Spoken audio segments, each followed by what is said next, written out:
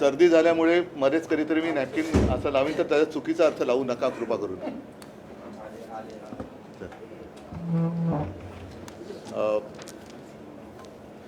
गेले काही दिवस महाराष्ट्रामध्ये एक उद्विग्न अवस्था आहे, अस्वस्थता आहे आणि डोळ्यासमोर जी काही बेबंदशाही चाललेली आहे त्यामुळे महाराष्ट्र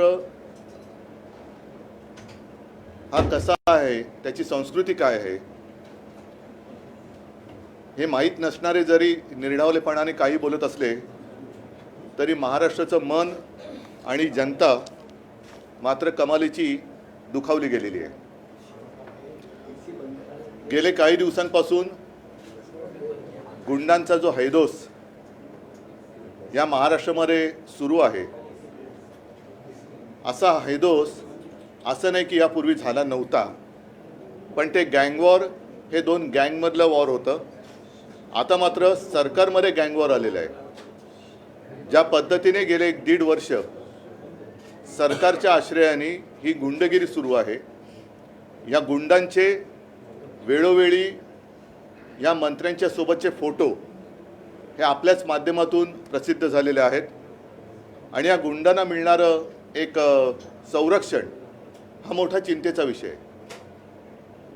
काल परवाकडे आमचा एक चांगला कार्यकर्ता अभिषेक, त्याच्यावरती निर्गुण हल्ला झाला, त्याची हत्या झाली. ही हत्या झाल्यानंतर ज्याने ती हत्या केली असं सांगितलं जातं तोही एक गुंड होता. त्या गुंडांनी आत्महत्या केली. हे प्रकरण जेवढं वरकरणी वाटतं तेवढं सोपं दिसत नाही आहे. सूड भावना ही एक भावना असते ज्याने माणूस अत्यंत टोकाचं पाऊल उचलतो.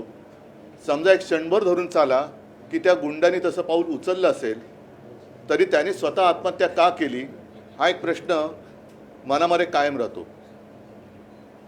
ज्याप्रमाणे गणपत गायकवाड ह्या भाजपच्या आमदारांनी भर पोलीस स्टेशनमध्ये गोळीबार करतानाचा तो व्हिडिओ कोणीही न मागता प्रकाशित झाला, सर्वांसमोर आला.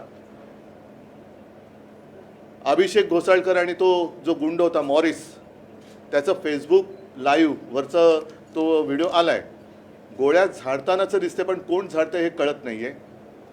काल मी तिथे काही पोलीस अधिकाऱ्यांशी बोलल्यानंतर त्या मॉरिसकडे काही परवानाधारक शस्त्र नव्हतं, पण त्यांनी जो एक माणूस स्वतःचा बॉडीगार्ड म्हणून ठेवला होता, आता त्याला बॉडीगार्ड ठेवण्याची वेळ का आली आणि हा बॉडीगार्ड कोण होता, पोलिसांनी त्याला ताब्यात घेतले. मला वाटतं मिश्रा त्याचं नाव. त्याच्या शस्त्रातून त्याने त्या गोळ्या चालवल्या. आता त्या गोळ्या खरंच त्यांनी चालवल्या की आणखीन कोणी चालवल्या आणि मग दोघांनाही मारण्याची सुपारी कोणीतरी दिली होती का, हा एक मोठा प्रश्न हा आपल्या मनामध्ये आहे.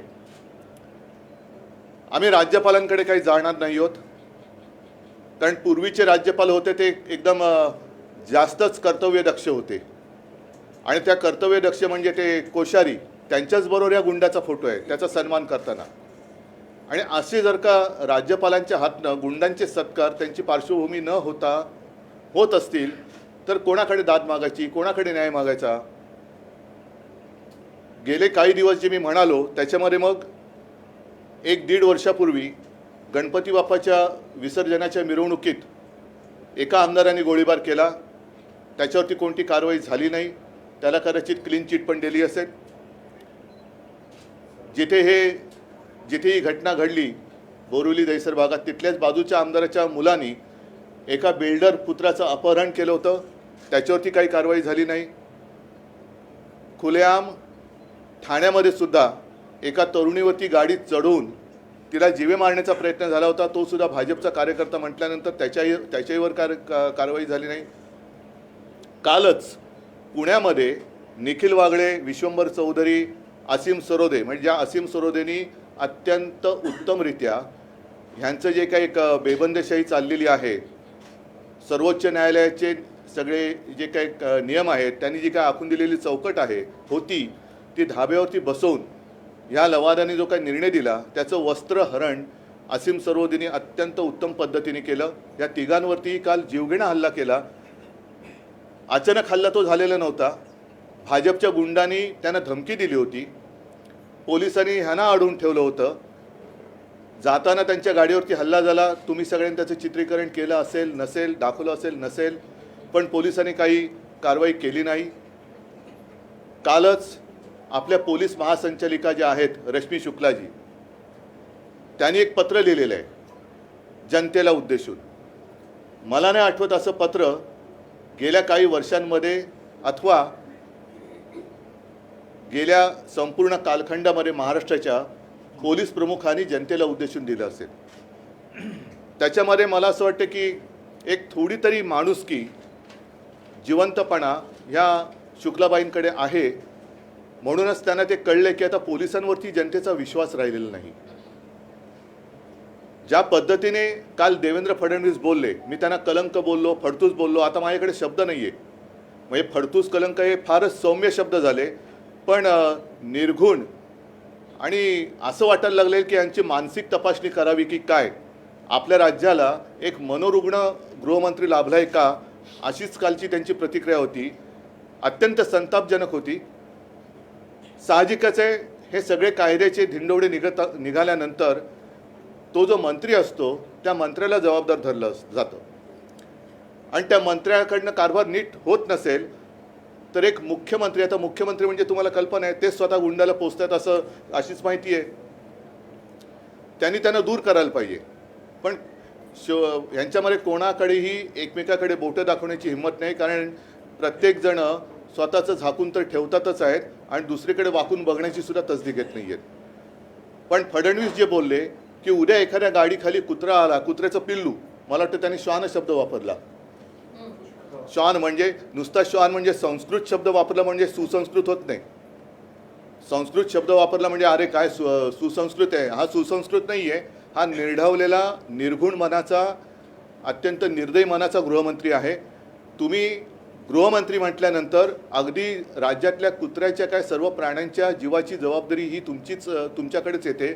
माणसांच्या जबाबदारीची तर वेगळीच बात आहे. तर एक हत्या होत असताना तुम्ही त्याची बरोबरी श्वानाबरोबर करता. म्हणजे तुमच्या शेपट्या तुम्ही दिल्ली शोरांसमोर हलवताय ते वेगळं, तिकडे तुम्ही श्वान आहात का कुत्रे आहात का आणखीन दुसरा कोणतरी शेपूटवाला आहात हे लोकांनी आता तुम्हाला ओळखलेलं आहे. आणि एकूणच गुंडगिरी काही करा, खून खराबा झाला तरी काही करू, घाबरू नका. आणि मला ती एक जाहिरात आठवली, ती मेलडीची होती ना, मेलडी खाओ खुद जान जाओ, तसं आता आहे भाजप में आओ सब भूल जाओ. ही मोदी गॅरंटी आहे, ही गुंडांसाठी मोदी गॅरंटी आहे. दहशतवादी जे इकडे तिकडे फिरत आहेत त्यांच्यासाठी मोदी गॅरंटी आहे. पण पोलिसांना मला एक हात जोडून नम्र विनंती करायची आहे. मी स्वतः मुख्यमंत्री होतो आणि प्रत्येक वेळेला जेव्हा जेव्हा पोलिसांवरती आरोप झाले तेव्हा मी खंबीरपणाने माझ्या महाराष्ट्र पोलिसांच्या मागे उभा राहिलो होतो. याचं कारण पोलीस हे त्यांना जर का आपण मोकळा हात दिला, त्यांचं काम करायला मोकळा हात दिला तर अप्रतिम काम करतात. आत्तासुद्धा त्यांना जर का मोकळा हात दिला तर ते हे सगळे गुंड आहेत ते 24 तासाच्या आत तुरुंगात टाकू शकतील. आणि गुंडांवरती एक जरब पोलिसांची पाहिजे, कायद्याची पाहिजे, ते ती बसवू शकतात. मात्र जर सरकारच गुंडांच्या मागे राहिलं उभं, पोलिसांच्या मागे उभं राहायच्या ऐवजी, तर हे खून खराबे हे असेच वाढत जाणार आहेत. आणि म्हणून मला असं वाटतं आम्ही राज्यपालांकडे जात नाही, कारण राज्यपालांकडनं आम्हाला कोणतीही अपेक्षा नाही. मुळामध्ये राज्यपाल पद यापुढे ठेवावं की न ठेवावं हाच आता प्रश्न निर्माण झालेला आहे. आणि त्याच्यासाठी जसं आम्ही गेल्या महिन्यामध्ये जो एक जनता न्यायालय हा एक प्रकार केला आणि सगळं जे काय थोतांड होतं हे जनतेसमोर आणलं, तसंच आम्ही तुमच्या माध्यमातून ह्या सरकारची बरखास्तीची मागणी करत आहोत. ह्या राज्यामध्ये राष्ट्रपती राजवट लागू करा आणि ताबडतोबीने निवडणुका घ्या, ही आमची आग्रही मागणी आहे. सर्वोच्च न्यायालयाला सुद्धा माझी जाहीर विनंती आहे की तुम्हीच एक आता शेवटच्या आशेचे किरण राहिलेले आहात. हे सरकार घटनाबाह्य आहे हे तुम्ही सांगून आता या मे महिन्यामध्ये एप्रिलमध्ये 1 वर्ष होईल, तरीसुद्धा हे घटनाबाह्य सरकार इकडे चालू आहे. हे घटनाबाह्य सरकार या महाराष्ट्रात राज्य करताना या सरकारचा कोणताही कारभार किंवा कारभारावरती वचक राहिलेलं नाही, त्यांना कारभार करता येत नाही आहे. म्हणून सर्वोच्च न्यायालयाला सुद्धा मी विनंती करतो की आपण ताशेरे मारलेत, यांना झापल्यानंतर सुद्धा शहाण्याला शब्दाचा मार पुरेसा असतो, पण यांना शब्दाचा मार पुरेसा होत नाही. तर न्यायालय हे न्यायालय राहिलं पाहिजे, त्याचं झापालय होता कामा नये. म्हणजे नुसतं झापलं आणि सोडून दिलं असं होणार नाही, कारण ह्यांना आता ते शब्दाच्या माराच्या पलीकडे गेलेत. कृपा करा, आपण एक शेवटची आशा आहात, आम्हाला लवकरात लवकर या आमच्या बाबतीत निकाल द्या, जनतेला आणि लोकशाहीला वाचवा, न्याय द्या. मी सर्वोच्च न्यायालयाला सुद्धा हात जोडून विनंती करतो आहे. मला खात्री आहे की माझं जे काही एक तळमळ आहे ती सर्वोच्च न्यायालय आपल्या माध्यमातून पाहिल आणि लवकरात लवकर आम्हाला न्याय देईल आणि या देशातली लोकशाही वाचवेल. आणि ती वाचवल्यानंतर मात्र जनता जी आज उद्विग्न अवस्थेमध्ये आहे, संतापलेली आहे, ती तिचं कर्तव्य बजावेल आणि जनतेचा न्यायालयाचा जो निकाल आहे ती आपली जनता या निवडणुकीत दिल्याशिवाय राहणार नाही, ह्याचा मला दृढ आत्मविश्वास आहे. जे काही चालले हे नुसतं काल अभिषेकवरती हल्ला झाला, त्याच्या आधी आणखीन गणपत गायकवाडनी, असं नाही आहे.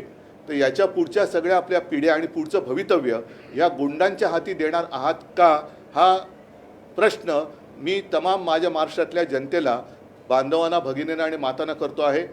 आणि मला खात्री आहे की जसं करोनाच्या काळामध्ये महाराष्ट्रातल्या जनतेने मला कुटुंब प्रमुख म्हणून जे मी काही सांगितलं ते ऐकलं, तसंच याही बाबतीत, कारण तो करोना होता त्याचा आपण सामना केला, हा एक वेगळा विषाणू आपल्या मतांमुळेच फोफावला आहे. त्यावेळेला मास्क घालणं हा एक त्याच्यावरचा उपचार होता. आता यांना मत न देणं हा त्याच्यावरचा एक मोठा उपचार आहे आणि ते माझे मतदार, महाराष्ट्रातले मतदार खात्रीपूर्वक करतील ही मला आशा आहे. सरकार को बर्खास्त करने की मांग की, क्या वजह है, किन मुद्दों का? मैंने अभी सारी बातें कही ना. पिछले साल 1.5 साल से जो गुंडागर्दी चल रही है, खुलेआम हत्या हो रही है, पुलिस कुछ कर नहीं रही और इसलिए नहीं कर रही क्योंकि उनके ऊपर एक प्रेशर है. जैसे कल परसों हमारे संजय राउत जी ने एक ट्वीट किया था, बेशर्म की बात है, ईडी हो, इनकम टैक्स, सीबीआई, उनके द्वारा खुलेआम धमकी दी जा रही है. जितने लोग हमारे हैं, वो चाहे वाइकर हो, संजय जी को भी कहा गया था, अनिल परब जी यहाँ बैठे हैं कि या तो आप भाजपा में आओ नहीं तो जेल में जाओ. और वहाँ भी अगर ना माने तो जैसे हमारे अभिषेक घोसाळकर जी गए, वैसे कुछ दिन पहले आपको याद होगा सुधीर मोरे, अचानक उनका देह त्या रेल्वेच्या रुळावरती सापडला, काही नाही, केस बंद. तसंच आता जिसने मारा और उसने खुदकुशी की, केस बंद हो जाएगी. लेकिन क्या इसके पीछे और किसी का हाथ था या नहीं था? और ये अभी अचानक इनकी हिम्मत इतनी कैसी बढ़ गई? ऐसे नहीं कि पहली बार महाराष्ट्र में लाइसेंस या वेपन लोगों के पास है, लेकिन कभी ऐसी बात हुई नहीं थी. और जिसके वेपन से हत्या हुई है, क्या सचमुच वो मॉरिस ने गोली चलाई थी या और किसी को सुपारी देकर उसकी वेपन से दोनों की हत्या की गई, इसका खुलासा होना चाहिए. या घटनेनंतर प्रश्न पूर्ण ऐरणीवर येतोय आणि आपल्या पक्षातील प्रमुख नेत्यांच्या सुरक्षा देखील या सरकारने काढून नाही. तुम्ही बघा, मी कधी त्याच्याबद्दल हे केलेलं नाही आहे. आम्ही असहाय्यतेने कधीच गेलेलो नाही आहे. तुम्ही अगदी मातोश्रीवरची पण सुरक्षा बघताय. संजय राऊतना सुद्धा एक सुद्धा आता संरक्षक नाही आहे. अनिल परवांचं तुम्ही बघा, सगळीकडेच. म्हणजे हे ज्यांना द्यायला पाहिजे, जे न्यायासाठी, लोकशाहीसाठी लढत आहेत, त्यांचं संरक्षण काढून हे गुंडांना संरक्षण देत आहेत. आणि अशी नावं मी घेऊ शकतो की किती गुंडांना, जे तुरुंगात होते त्यातनं बाहेर आलेल्यांना किती जणांना संरक्षण आहे, अगदी पोलीस संरक्षण आहे. हे सुद्धा तुम्ही चौकशी केली तर तुम्हालाही कळेल. गायकवाड यांनी गोळीबार केला, मात्र अद्यापही त्यांचा राजीनामा मागितला नाही, कोणी त्याच्यावरती भाष्य करत नाहीये. आता जर देवेंद्र फडणवीस विरोधी पक्ष नेते असते तर त्यांनी म्हणजे संपूर्ण महाराष्ट्र, त्यांनी धुमाकूळ घातला असता. म्हणजे गणपत गायकवाडांचा राजीनामा हा भागच वेगळा, पण गणपत गायकवाडांवरती गोळीबार करण्याची वेळ का आली ह्याचा तुम्ही काही विचार करणार की नाही? गणपत गायकवाड जे बोलले की मेंढ्यांकडे त्यांचे करोडो रुपये आहेत, तिकडे ईडी जाणार आहे की नाही? हे करोडो रुपये कसले, कुठून आले, कोणाकडे दिले, हे खुलेआम दिसतंय. म्हणूनच म्हटलं की भाजपा में आओ, सब कुछ भूल जाओ, ये मोदी गॅरंटी आहे. माझं मत आहे की पहिलं महाराष्ट्रामध्ये राष्ट्रपती राजवट लावा आणि ती राष्ट्रपती राजवट सुद्धा जर पुन्हा हेच त्यांचेच कार्यकर्ते जर राज्यपाल म्हणून बसणार असतील तर चंदीगडमध्ये जो प्रकार झाला की त्यांचाच कार्यकर्ता तिकडे निवडणूक अधिकारी म्हणून बसवला आणि अगदी उघड हे आपले सरन्यायाधीश बोलले की हा लोकशाहीचा मुर्दा पडला आहे. तर माझं सरन्यायाधीशांना एक विनंती आहे की असे किती मुद्दे आपण बघत बसणार सगळे मिळून. त्याच्यापेक्षा तुम्ही एकदा जे कोणी मुर्दे फारस आहेत त्यांना फासावरती लटकवा आणि लोकशाही वाचवा, देशाला वाचवा. एक एक एक मुसलमान हत्याकांड फडणवीस ने ये कहा कि कल को अगर कोई कुत्ता मेरे गाड़ी के नीचे आ जाएगा फिर भी ये लोग मेरा इस्तीफा मांगेंगे. नहीं, ये क्या कहूँ, कहने के लिए कुछ शब्द नहीं है. अगर उनके ऊपर जब कुछ कोई बीतेगी बात देवेंद्र फडणवीस जी के ऊपर, मैं नहीं चाहता कि उनके ऊपर ऐसी बात बीते, लेकिन अगर बीतेगी तो फिर उनकी भावना क्या होगी. और जो भी गृह मंत्री अपने राज्य में जनता का संरक्षण नहीं कर सकता, कुत्ता तो वफादार होता है, ये तो लोमड़ी की जैसे है. ये गृह मंत्री तो लोमड़ी की जैसे है. लोमड़ी का मतलब जानते हो आप. उद्धवजी, काल उपमुख्यमंत्र्यांनी प्रतिक्रिया देताना असंही म्हटलंय की झालेला प्रकार हा अत्यंत गंभीर आहे, पण यामागची कारण ही शोधली गेली पाहिजेत. काही अंतर्गत ओके, ठीक वाद आहे. आहे. बरं, मग गणपत तसंच गायकवाड आणि महेश मग गायकवाड गणपत प्रकरणातही जमिनीचे व्यवहार होते, राजकीय स्पर्धा होती आणि या प्रकरणातही राजकीय स्पर्धा आणि काही व्यवहार आहेत असेही दिसून येते किंवा अशी चर्चा आहे. हे साफ झूट आहे आणि मी पुन्हा पुन्हा सांगतो, यांची बेबंदशाही आहे. एक तर यांना हा कारभार झेपत नाही आहे, जमत नाही आहे. अभिषेक घोसाळकर आणि तो जो कोण तथाकथित गुंड याचा सत्कार, कोश्यारी राज्यपाल असताना तो फोटो आहे, त्यांच्या आजूबाजूला कोण होते ते बघितल्यानंतर फडणवीसांची भूमिका मी समजू शकतो की त्यांनी अशीच भूमिका घेणं गरजेचं आहे. कारण त्या फोटो पुरेचा बोल काय, तो तुमच्याकडे फोटो आला नसेल, तो फोटो आम्ही तुम्हाला देऊ. अगदी मोठ्या सन्मानपूर्वक त्या मॉरिसचा सत्कार होतोय आणि बाजूला कोण उभा आहे ते बघा. आणि ते बघितल्यानंतर फडणवीसांची भूमिका उलटं मग मॉरिस आणि त्यांचे काही धागेदोरे होते का हे आता बघण्याची गरज आहे. पण अभिषेक घोसाळकर आणि त्यांची अशी कोणतीही दुश्मनी नव्हती, वाद नव्हता. निवडणुकीला उभं कोणी राहू शकतं, अपक्ष पण राहतात. पण खून केल्यानंतर आत्महत्या का झाली? जर सुडाची भावना असेल तर एखादा माणूस का म्हणतो, कधी एखादा माणूस टोकाची भूमिका का घेतो, खून करण्यापर्यंत का जातो? एक तू तरी राहशील तर मी तर राहील, पण त्याची हत्या होते आणि स्वतःही आत्महत्या करतोय. मग नेमका याच्यात काय काळबेर आहे? आणि उलट एकच मिनिट, मग तो जो फोटो आहे कोश्यारी त्या मॉरिसचा सत्कार करतात, त्या फोटोत असणाऱ्या सगळ्यांची याच्याशी काही धागेदोरे आहेत का ते पण बघा. असीम सरोदे की गाड़ी पर हमला हुआ, क्या उनसे बातचीत हो नहीं पाई? काय हिंदी में जानना चाहेंगे, लोकसभा चुनाव की लगातार बात हो रही है. अमित शाह द्वारा ये कहा गया है कि ये चुनाव इंडिया बनाम एनडीए का नहीं होने वाला है. क्या क्या क्या अमित शाह का बयान है कि चुनाव एनडीए बनाम इंडिया वर्सेस बिल्कुल नहीं है, ये आतंकवाद के साथ नहीं नहीं, बिल्कुल बराबर है उनका कहना बराबर है. ये तानाशाही के खिलाफ लोकशाही, ऐसे ही चुनाव है. तानाशाही हटाओ, देश को बचाओ. बिल्कुल सही कहा उन्होंने. अभी अभी कुछ लोग सुधर रहे हैं, उनमें से शायद एक है ये है. गोळीबाराच्या घटनेमध्ये दुसरा कोणीतरी मुख्य सूत्रधार आहे असं तुम्हाला म्हणायचं आहे का? असू शकतो. कारण ही केस वाटते तेवढी सोपी दिसत नाही आहे की नुसतं त्यांनी गोळ्या घातल्या आणि स्वतःला गोळी घालून घेतली, हे एवढं काही सोपं नाही आहे. कारण जवळून जर का त्याला गोळी घातली जाऊ शकते. जे अगदी सुपारी किलर असतात ते जवळनंच गोळ्या घालतात. तसं त्याला मॉरिसला घातली असेल कोणीतरी. विरोधी पक्षनेत्यांनी आरोप केलेला आहे, फुटेज बाहेर आलं.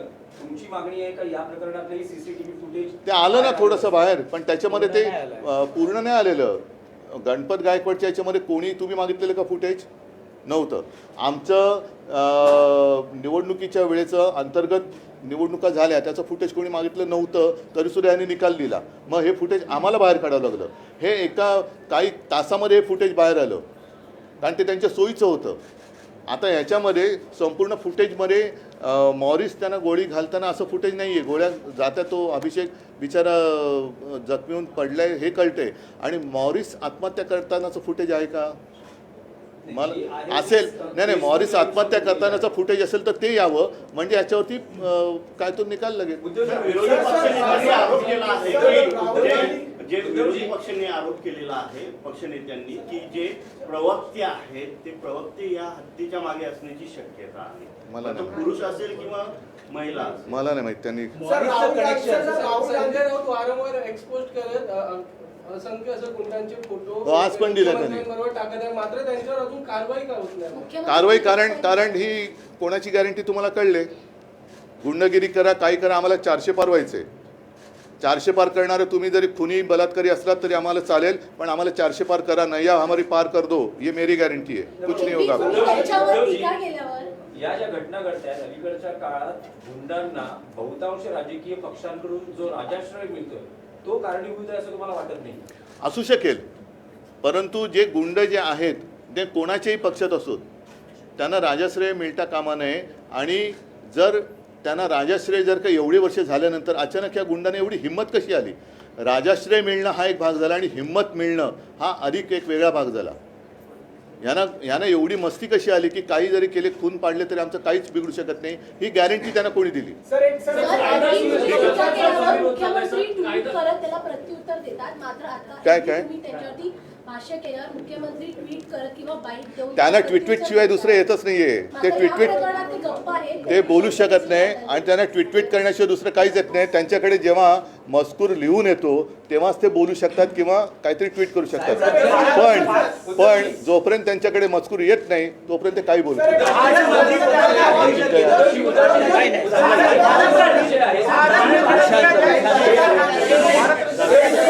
मी आता ऐका एकच मिनिट. अरे जरा एकच मिनिट. अरे जरा ऐका ना, एकच मिनिट. एकच मिनिट. मी फक्त भारतरत्नबद्दल एवढंच बोलेन की स्वामीनाथन यांना जो भारतरत्न दिलेला आहे याचा अर्थ मी असा लावतो, जर सरकारमध्ये हिंमत असेल तर स्वामीनाथन अहवालाची अंमलबजावणी त्यांनी करावी. धन्यवाद. जय हिंद.